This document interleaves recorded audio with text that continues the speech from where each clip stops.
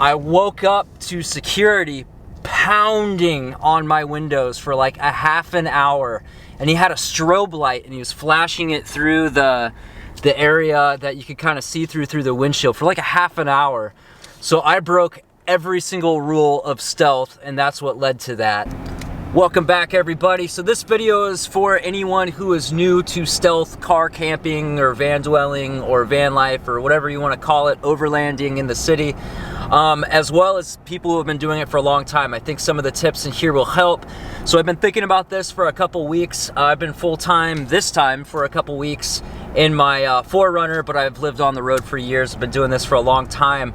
And if you have been doing this for a while, please leave your experience, any tips you have in the comment section to help newer people out. Let's make this a place for discussion. So I'm out doing Uber Eats deliveries, and one of the things I like to do when I'm doing that is use Google Maps to drop pins on new locations that I find for stealth camping spots and hangout spots during the day. So I wanted to do that and show you guys some spots, as well as just go over the list of tips that I have compiled over the last couple weeks. The importance of stealth, like it or not, in the eyes of the public, we are representing the van life community. Where I'm from, the Portland, Oregon area, and really the whole West Coast, there is a massive homelessness epidemic.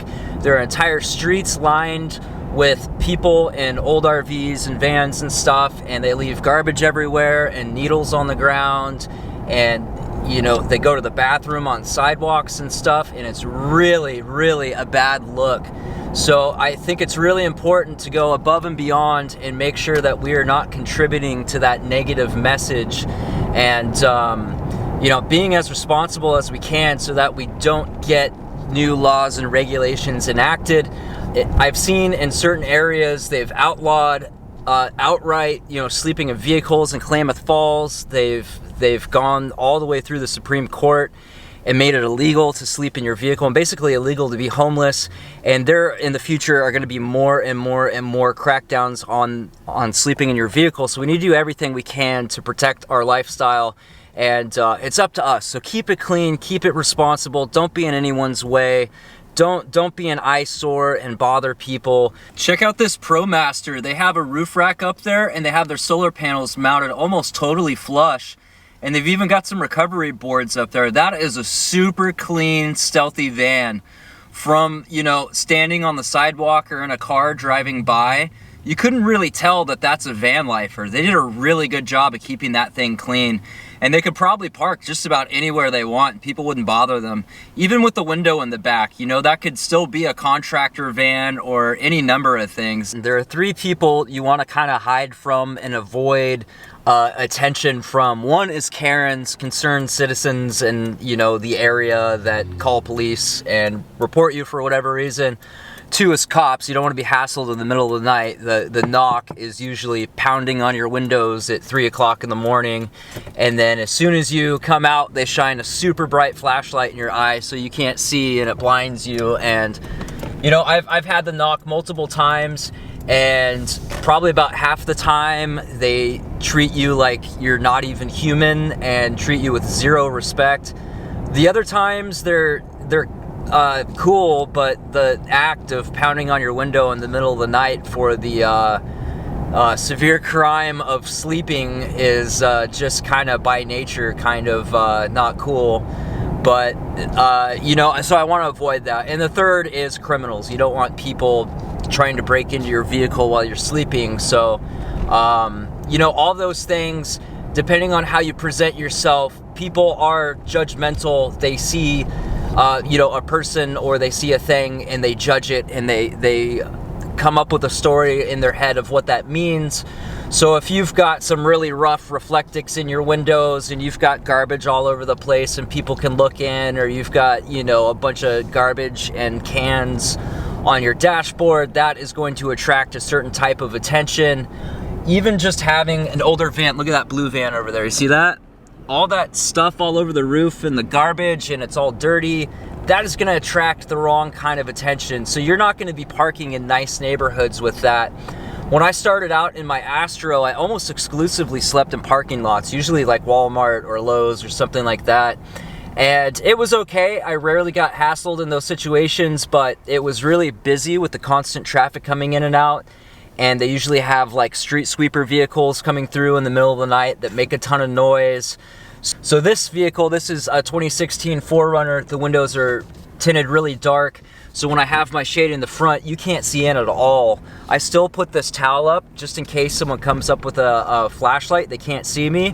Also, another thing to avoid is foggy windows. Here in Oregon, surprisingly, there's a little bit of sun, but all day yesterday it was cloudy and raining, and about a half an hour ago I was in a pretty awesome hailstorm.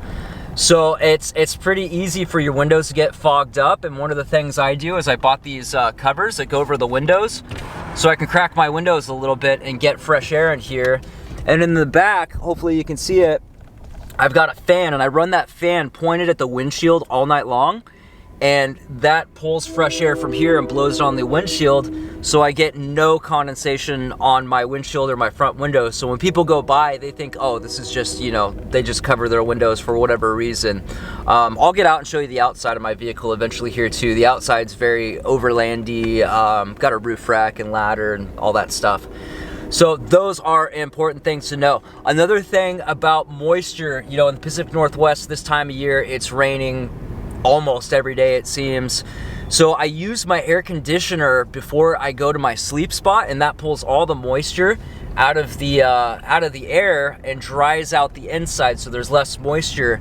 And before I go to my sleep spot, I set the temperature to kind of match the outside temperature, because when it's warm and humid inside and it's cold outside, that's where the condensation wants to form on everything. So if the temperature matches, then you won't form that condensation, especially if the air inside is dry from the air conditioner.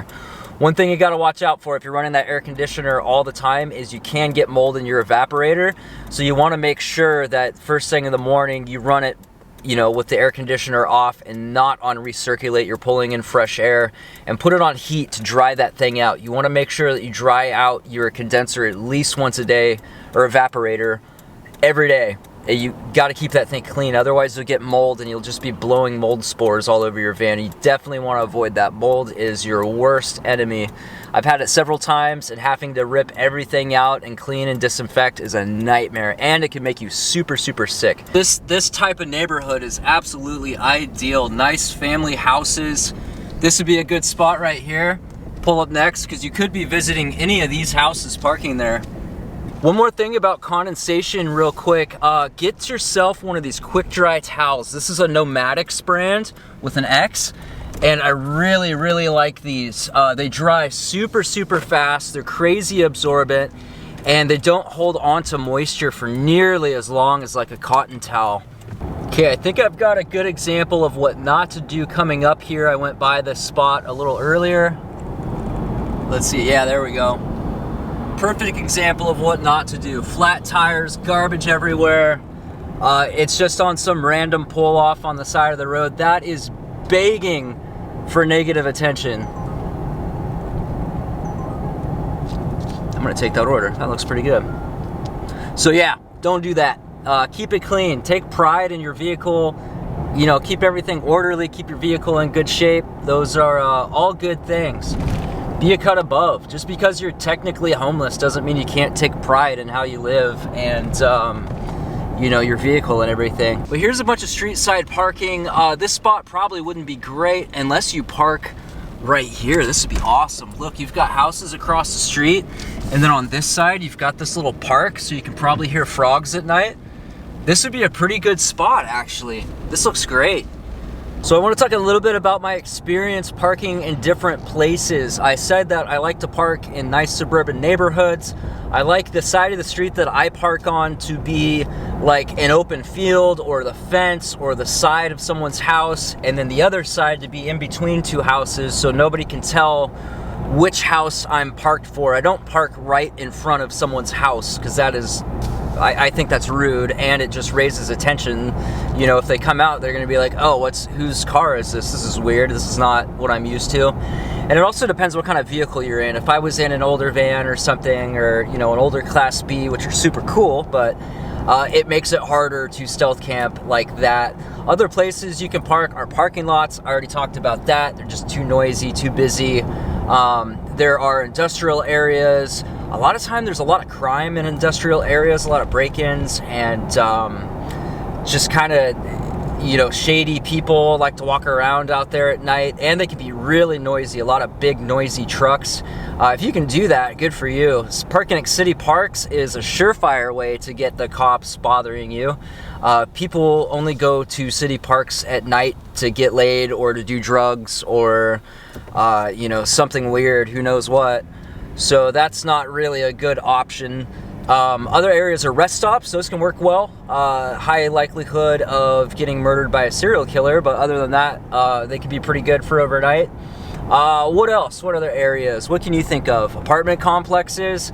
If I find an apartment like a huge one with a ton of open parking that's not like reserved for a certain person, I haven't done it in the past more than maybe once or twice, but I would.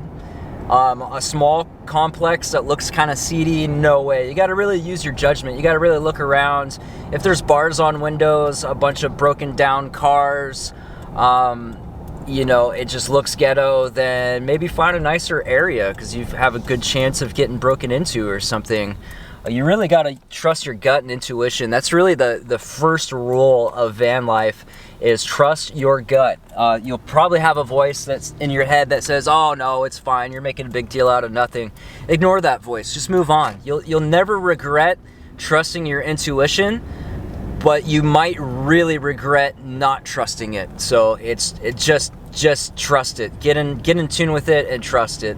And figure out the difference between anxiety and just your mind creating situations that aren't necessarily there, and fear and intuition. They come from different spots, and if you listen long enough, you can figure out the difference. It's really important. So there's that. Yeah, I don't like parking lots at all. At all. I don't do them anymore. Look at this big parking lot right here. That could work for one night if you pull in late and leave early. You know, my sleep cycle right now is going to sleep at like 11 or 12 if I can get to sleep, and then waking up at like 8 or 9 and laying in bed till 10, and that works for me. A lot of people like to pull in at like 11 and leave at 6 before everybody gets up and goes to work, or about the same time. I don't feel like that's really necessary, but a lot of people do. That's a common thing that people do. So here's a perfect spot. This is a nice upper middle class neighborhood, just parking right here on the side. You're not in front of anybody's house. There's a park that goes right there up the hill.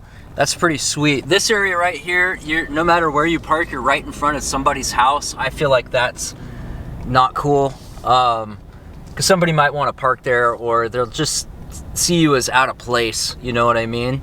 So another tip I can give you is, about once a week, I like to get out, lock my doors, and go around and test every door handle and make sure that all your door locks are still working. Sometimes your door lock, you know, stops working and you just don't realize it, and you could go years with having a door that doesn't lock anymore. How do I get out of here? Oh, this way, okay. So that's a really good tip. And another one is, when you find a spot to park, you know, just listen for a while and make sure that you know, you don't hear anything weird that kind of throws you off or whatever. And don't park on a main road. Like, this area right here is the only entrance and exit for the main area, so it's going to be really high traffic. Even though there's places to park on the side, which are at an extreme angle that I wouldn't want to sleep at, this is just going to be way too busy of an area to be at. Another thing to think about is, I'm going to recommend you watch all the Final Destination movies in a row. There was unfortunately a story I read the other day in one of the online van life groups.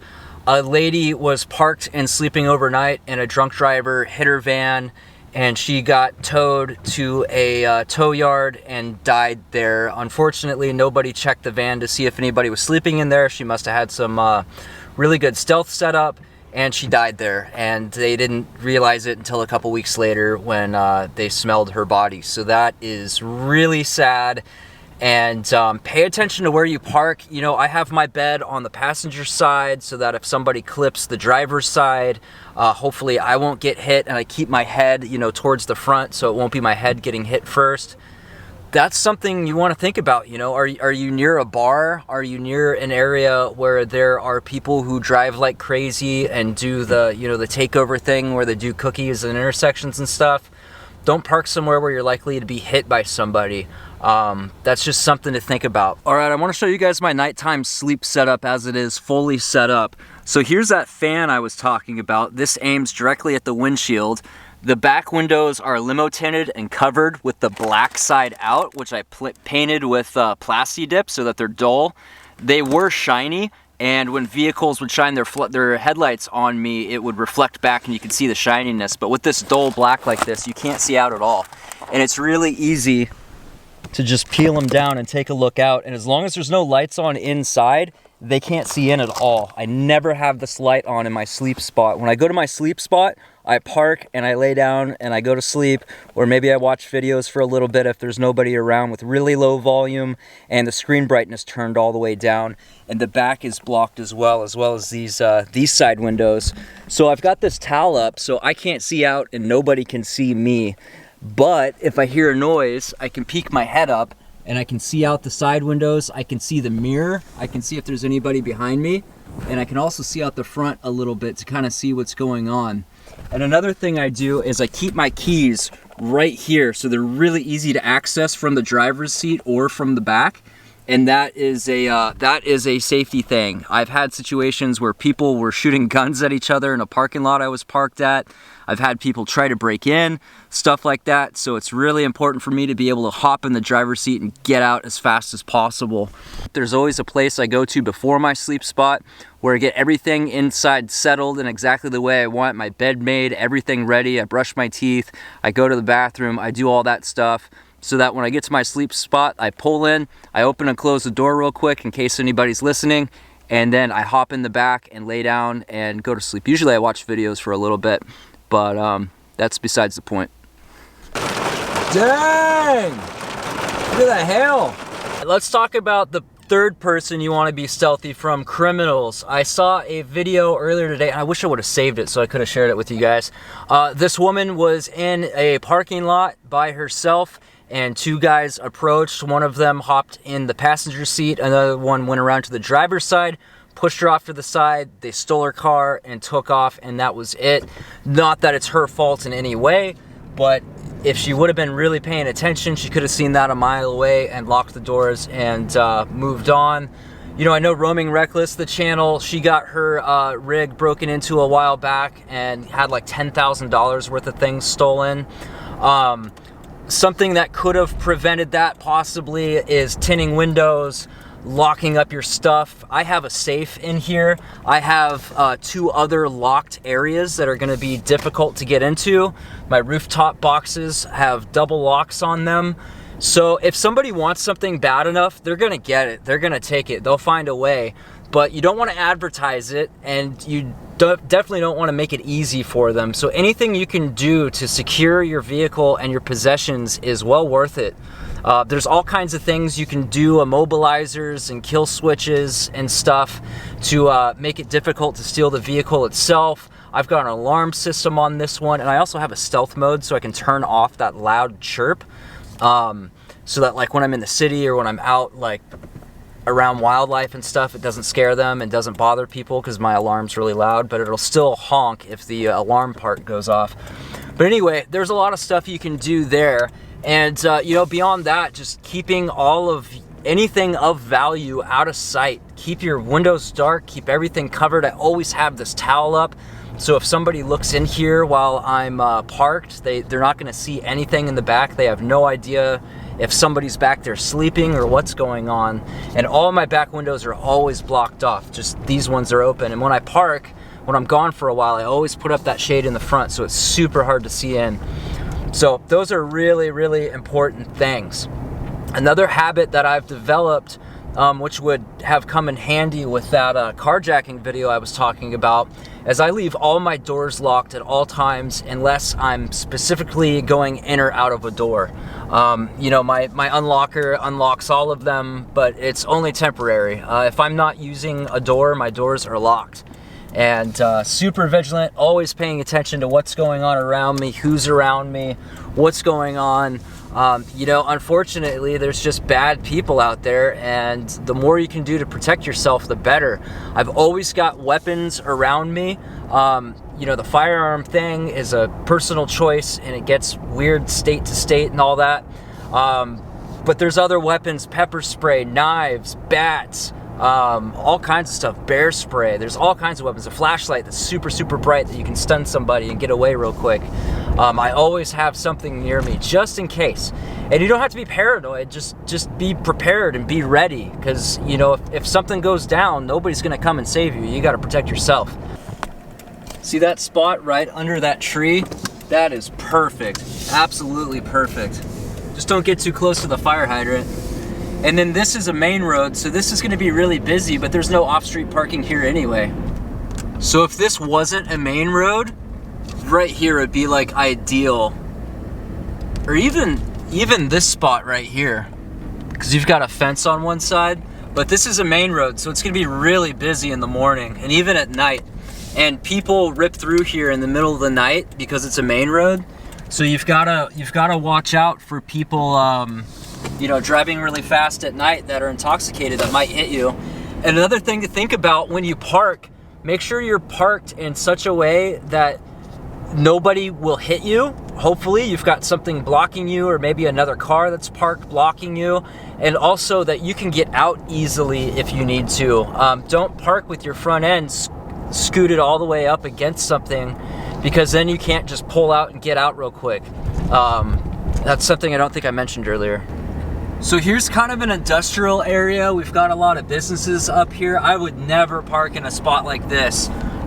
You're just asking to get in trouble, you know, have cops bother you and stuff. They'll probably think you're like scouting out the place or something. I don't know. Maybe some people do it. Leave in the comments if that's worked for you. I've never tried it. It just seems like asking for trouble. Another thing is, especially if you're in like a white windowless van, maybe don't park in a school zone.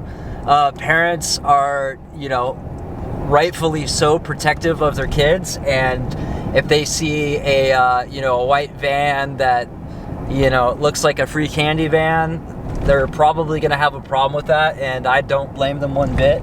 So yeah.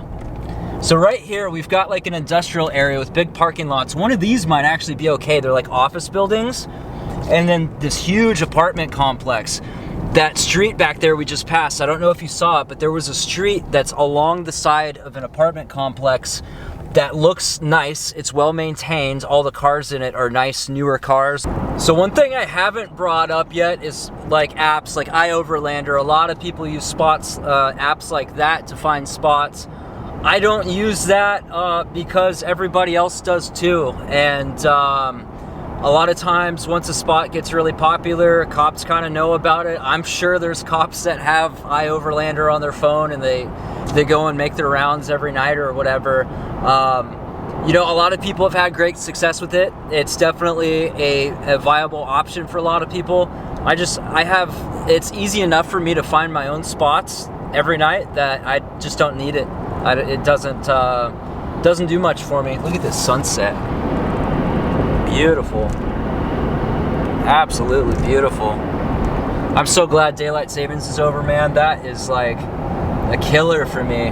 All right, so let me give you guys a little story time. The one time that I've had an issue in this 4Runner, I had a appointment at the hospital really early in the morning, and I got off work really late, and the hospital was the opposite direction from where I was staying. And so I decided to save some time and just sleep in the hospital parking garage overnight. And I woke up to security pounding on my windows for like a half an hour. And he had a strobe light, and he was flashing it through the the area that you could kind of see through the windshield for like a half an hour. So I broke every single rule of stealth, and that's what led to that. So that was really my fault. It was totally a dick move on his part. He could have just left a note and said, hey, please don't park here again. It's not like I was hurting anybody, but I was in a parking garage with, you know, a floor above me, and I had the Reflectix in the windshield and the side windows, and I did not have a fan running. It was really cold, and so all my windows were fogged up, so it was super, super obvious that I was sleeping in there, and it totally gave me away, and I stuck out like a sore thumb. And that's why he did that. So had I followed my own advice, and I was also parked nose out, if I had parked nose in, I wouldn't have had to cover any of my windows. And if I would have run a fan, there would have been no condensation on the windows. So he would have had no clue, and I would have been left alone. So that's how powerful these basic rules are. I was not using common sense, and I ended up not sleeping at all really that night because I was so angry at how dehumanizing that experience was. Like, can you imagine somebody coming up to your house and just pounding on your windows while you're trying to sleep? That'd be absolutely terrifying, right? Well, that's what it's like. It sucks. It is literally traumatic. So, you know, follow the tips I gave you. Check the comment section, see what other people are saying. I don't know everything, and everybody's experience is a little bit different. And I hope you have a wonderful van life. If you got any value out of this video, I've got a PayPal link in the description. You can drop me a couple bucks for gas or buy me a coffee. That would be more than appreciated. Otherwise, like, subscribe, and share this video in groups or to your friends or wherever you can. It helps me out a ton. Thanks for watching, everybody. I'll see you next time.